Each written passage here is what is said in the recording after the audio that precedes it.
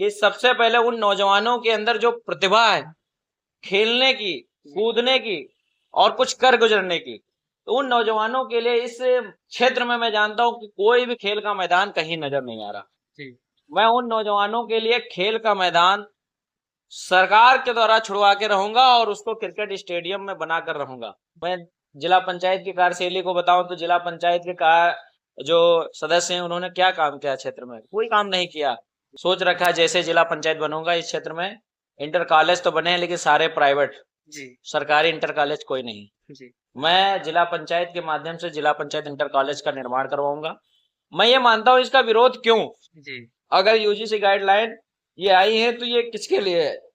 आप अगर शोषण नहीं करते हैं, आप भेदभाव नहीं करते हैं, लोगों का शोषण नहीं करते हैं वहां पे छात्रों का, तो आप इसका विरोध क्यों कर रहे हैं? कहीं ना कहीं मैं ये जानता हूं कि आप भेदभाव करते हैं, शोषण करते हैं। रोहित वेमुला जैसे लोग जो 2016 में आत्महत्या करने पर मजबूर हो गया। कई ऐसे मामले इस क्षेत्र में हुए, कई लोग बीमार हुए और लखनऊ में मैंने भर्ती भी कराया उनको।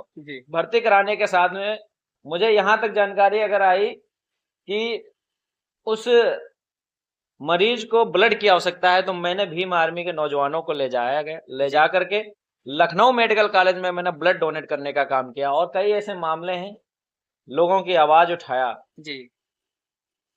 कहीं भी शोषण होता है तो सबसे पहले मैं नजर आता हूँ। अब बताऊं, कोडयाला में जो घर उजाड़े गए हैं वो बेचारे अपना जीवन यापन कर रहे थे टिक्की बेच करके, टिक्की समोसा, ठीक है, उनके घर उजाड़े गए। लेकिन मुझे ऐसा लगा कि जब तक वो पावर हमारे पास नहीं आएगा जिससे मैं समाज के लोगों का भला कर सकूं, इसलिए मुझे जिला पंचायत का जो है चुनाव लड़ने के लिए मैंने सोचा, अगर जनता ने मुझे चाहा, अवसर दिया, तो मैं पूरी मेहनत और लगन के साथ जनता की आवाज बनूंगा और उनकी मदद करूंगा।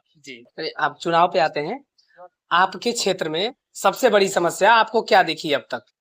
सबसे बड़ी समस्या मैं आपको सीधे सीधे दिखाऊं तो ये देखिए, सरकारी अस्पताल है सामने, इसकी आप दूरदशा देखेंगे तो शायद आपको शर्म आएगी। और यहाँ पे मैंने ये जानता हूँ कि यहाँ पे विधायक भी रहे, सांसद भी रहे, मंत्री भी लोग रहे। मैं उनका खुले आमतौर पे नाम नहीं लूंगा, लेकिन देखिए आप सरकारी अस्पताल तो इसकी क्या व्यवस्था, यहाँ पे मरीज आते हैं तो उनको सही तरीके से इलाज भी नहीं होता है और कोई व्यवस्था नहीं। अगर आप डिलीवरी केस कोई आ जाता है तो वहाँ की शौचालय की भी व्यवस्था अच्छी नहीं है।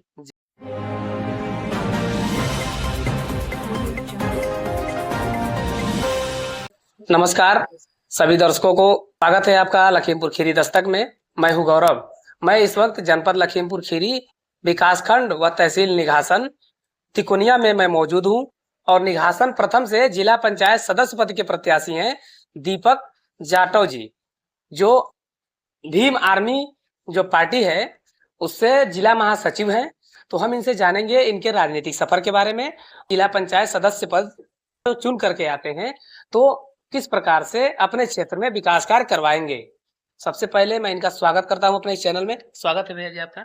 बहुत बहुत धन्यवाद आपका, जो आप हमारे जैसे नौजवानों की, जो नौजवान समाज के लिए कुछ करना चाहते हैं, उनकी बात को जनता के बीच में रखने का काम कर रहे हैं। आपका बहुत बहुत धन्यवाद, आपके चैनल का बहुत बहुत धन्यवाद। आप अपना परिचय दें और अपने मेरा नाम दीपक जाटव है। मैं लगभग 2017 से भीम आर्मी को चला रहा हूँ यहाँ पे। और जब मैं भीम आर्मी को यहाँ पे लाया, मेहनत किया, तो उस समय मैं लगभग वही 21 वर्ष का था। आज मैं 26 वर्ष का हो गया हूँ। तब मैं 21 वर्ष का था, तो उस समय मुझे बहुत ही मतलब कठिनाइयों का सामना करना पड़े। मुझे यहाँ के जो राजनीतिक नेता हैं उन लोगों ने मुझे बड़ा दबाव बनाया कि ऐसा कहीं ना हो कि ये कल आ करके खड़ा हो जाए हमारे सामने। आज वही हो रहा है। आपका फेस का लुक बहुत ही प्यारा दिख रहा है और जो आपका मूछों का स्टाइल है वो हूबहू चंद्रशेखर आजाद जी से मिलता है।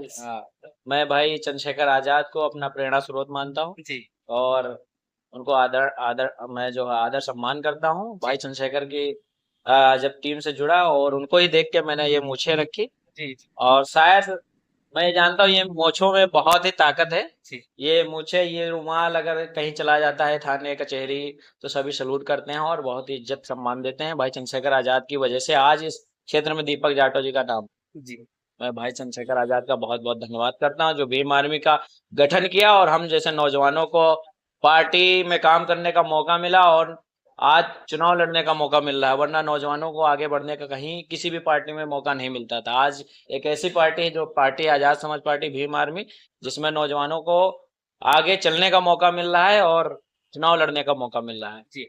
लेकिन मुझे ऐसा लगा कि जब तक वो पावर हमारे पास नहीं आएगा जिससे मैं समाज के लोगों का भला कर सकूं, इसलिए मुझे जिला पंचायत का जो है चुनाव लड़ने के लिए मैंने सोचा, अगर जनता ने मुझे चाहा, अवसर दिया, तो मैं पूरी मेहनत और लगन के साथ जनता की आवाज बनूंगा और उनकी मदद करूंगा। जी मैं समाज के लोगों का दिल जीता और आज मैं जिला पंचायत का प्रत्याशी हूँ। जी। मैं आपका क्वालिफिकेशन जानना चाहूंगा, आपने पढ़ाई कहाँ तक किया? जी, मैं बैचलर डिग्री प्राप्त की है और उसके बाद लॉ भी किया है जी और पेशे से एडवोकेट भी हूँ। जी जी। तो आप अचानक चुनाव के क्षेत्र में कैसे आ गए? मैं देखिए भीम आर्मी एक संगठन चला रहा था। जी जी समाज के लोगों के साथ बहुत ही भेदभाव होता है, शोषण होता है, अत्याचार होता है, गरीब लोगों को मारा जाता, पीटा जाता है और उनको थाने में सुनवाई नहीं होती। जी दर दर भटकते हैं, अधिकारियों के पास जाते हैं लेकिन उनकी सुनवाई नहीं होती। मैं ये सब देखते हुए मैंने उनकी आवाज उठाई, कई जगहों पे आवाज उठाई। पार्टी का जिला महासचिव होने के नाते आपने कौन कौन से सामाजिक कार्य करवाए हैं? आए दिन जो है घटनाएं होती हैं, मैं जाता हूँ, उनको न्याय दिलाता हूँ जी और सोशल मीडिया पे लोग मुझे जानते भी हैं कि कई ऐसे मामले इस क्षेत्र में हुए, कई लोग बीमार हुए और लखनऊ में मैंने भर्ती भी कराया उनको। जी भर्ती कराने के साथ में मुझे यहाँ तक जानकारी अगर आई कि उस मरीज को ब्लड की आवश्यकता है, तो मैंने भीम आर्मी के नौजवानों को ले जा करके लखनऊ मेडिकल कॉलेज में मैंने ब्लड डोनेट करने का काम किया और कई ऐसे मामले हैं, लोगों की आवाज उठाया। जी कहीं भी शोषण होता है तो सबसे पहले मैं नजर आता हूँ। जी। पार्टी के राष्ट्रीय अध्यक्ष जो हैं चंद्रशेखर आजाद जी, ये अभी कुछ दिन पहले देखा गया था कि एक घटना हुआ था मेरठ में, तो जा रहे थे तो उनके वो रास्ते में रोक दिया गया था, वो साइड से कूद करके भागे और बाइक से गए थे। तो आप उनसे कितनी प्रेरणा लेते हैं और आपने भीम आर्मी क्यों ज्वाइन किया? भीम आर्मी देखिए एक गरीबों की, पीड़ितों की, मजदूरों की और दलित मुस्लिम पिछड़ों की आवाज। जी आज वर्तमान सरकार में मैं जानता हूं कि सबसे ज्यादा शोषण अगर हो रहा है, दलित मुस्लिम पिछड़े लोगों का शोषण हो रहा है। जी यहाँ पे हमारे लोगों के साथ भेदभाव होता है। अधिकारी और जो नेता हैं बीजेपी के, वो लोग सुनते नहीं है हमारी बात। जी इसलिए मैंने ठाना है कि भीम आर्मी चीफ को, भाई चंद्रशेखर आजाद जी को, हम और हमारे जितने भी पदाधिकारी हैं पूरी ताकत और लगन के साथ में भीम आर्मी के नौजवानों ने ठान लिया कि 2027 में हम भाई चंद्रशेखर आजाद को उत्तर प्रदेश की कुर्सी पे देखना चाहते हैं। जी। तो आप चुनाव पे आते हैं, आपके क्षेत्र में सबसे बड़ी समस्या आपको क्या दिखी अब तक? सबसे बड़ी समस्या मैं आपको सीधे सीधे दिखाऊं तो ये देखिए, सरकारी अस्पताल है सामने, जी इसकी आप दूरदशा देखेंगे तो शायद आपको शर्म आएगी। और यहाँ पे मैंने ये जानता हूँ कि यहाँ पे विधायक भी रहे, सांसद भी रहे, मंत्री भी लोग रहे। जी जी मैं उनका खुले आम तौर पे नाम नहीं लूंगा, लेकिन देखिए आप सरकारी अस्पताल, इसकी क्या व्यवस्था। यहाँ पे मरीज आते हैं जी तो उनको सही तरीके से इलाज भी नहीं होता है और कोई व्यवस्था नहीं है। अगर आप डिलीवरी केस कोई आ जाता है जी तो वहाँ की शौचालय की भी व्यवस्था अच्छी नहीं है। जी और मैं इतना जानता हूँ, जिस दिन मैं जिला पंचायत बन गया तो यहाँ पे जो घूसखोरी चल रही है आशाओं के द्वारा, डिलीवरी केस आते हैं तो उनको ट्रांसफर किया जाता है प्राइवेट हॉस्पिटलों में, खाली थोड़ा सा कमीशन के चक्कर में यहाँ से भेज दिया जाता है दूसरी जगह पर डिलीवरी के लिए। जी जी मैं जिस दिन जिला पंचायत बनूंगा तो ऐसे ऐसे डॉक्टरों को मैं बीच चौराहे पर नचाने का काम करूंगा, ये याद रहे हम लोगों को। मैं तो आप लोगों को खुले शब्दों में जो है आपके मीडिया के माध्यम से जनता के बीच में रख रहा हूँ। जी। इस सरकार में एक चीज ये देखा गया कि जब चुनाव आता है तो लोग कहते हैं कि इस सरकार में इंफ्रास्ट्रक्चर बहुत ही बढ़िया है। अभी मैं जब इस क्षेत्र में आ रहा था तो मैंने देखा है कि रास्ते का हालत क्या है। तो यहाँ से, यहीं से पास से ही गृह राज्य मंत्री रहे और उससे पहले विधायक हुए, उससे पहले सांसद भी थे, उसके बाद गृह राज्य मंत्री हुए। जी, तो क्या ये व्यवस्था ऐसी होनी चाहिए थी और इसके बारे में आप क्या सोचते हैं? देखिए यहाँ के जो वर्तमान विधायक है, जी लगभग उनको 10 साल होने वाला है। जी जब उन्हें ऐसा लगा कि ऐसा ना कहीं हो कि तुकनिया के लोग उनकी कुर्सी को पलट दे। ऐसी रास्ता थी यहाँ पे, तो सच बताऊं यहाँ से आदमी निकलता था तो विधायक तक, मेरा मानना है वो मन में ही गाली देते हुए जाता था विधायक और मंत्रियों को। जी जी खुल के ना कह पाए तो बेचारा मन में ही गाली देता कोसता चला जाता था। जी। अब ये